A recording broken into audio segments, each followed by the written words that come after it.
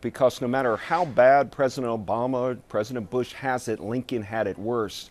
He had to come into Washington, D.C., and with half of the country eventually breaking away and putting up Confederate flags. He had a bad first year with General McClellan during the Civil War and ended up becoming the great iconic statesperson, thinker, writer, and the most beloved president. He's on top of everybody's list as number one. And number two was always George Washington. Not only was Washington a good president, but he did something that's very important. He stepped down. He relinquished power. He said the presidency is not like a monarchy. And number three? Number three is FDR. We lived, four times FDR was elected president. We've lived in the United States in the shadow of Franklin Roosevelt from 1933 to 1980.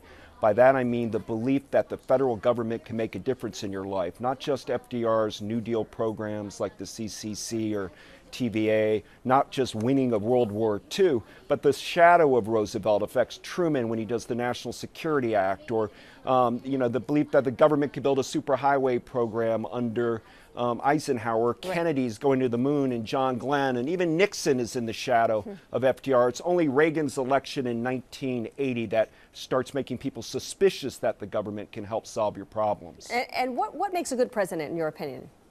I like to tell people honesty as the number one character thing. Talk straight to the American people. With that said, FDR was a bit like a chameleon on plaid.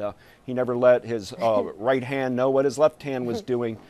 So it's not a foolproof thing, but you don't go wrong in history if what you say, you don't get your story mixed up. What you say proves out to be true, and also the times that you're president. Obviously, if you're a commander-in-chief at a time of war, the way Lincoln in the Civil War, FDR during World War II, or Wilson in World War I for that matter, and you win your war, you do well in history. If it's a war of choice, like Korea or Vietnam or the recent war in Iraq, it's harder with your legacy. Americans like winners, so you've got to, if you're going to do a war of choice, you've got to win it quickly. All right, Douglas, we're running out of time, so we're just going to give you one example here. Washington Post's Aaron David Miller, he has this great piece about the 5 myths of the American presidency. I want you to just take a look at and deal with myth number one, that the president actually has the power to get things done.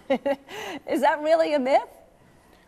It's a myth to the degree that big things have to be done through Congress. However, Theodore Roosevelt gave modern presidents the weapon to use of executive orders, and you see Barack Obama doing that now. Congress, for example, told TR to mine the Grand Canyon for zinc, asbestos, and copper. He said, I don't care what Congress says, and he signed an executive order to save it using the Antiquities Act. A president has many weapons up their sleeves if they're being stymied by Congress, and you're seeing President Obama become an executive order president right now.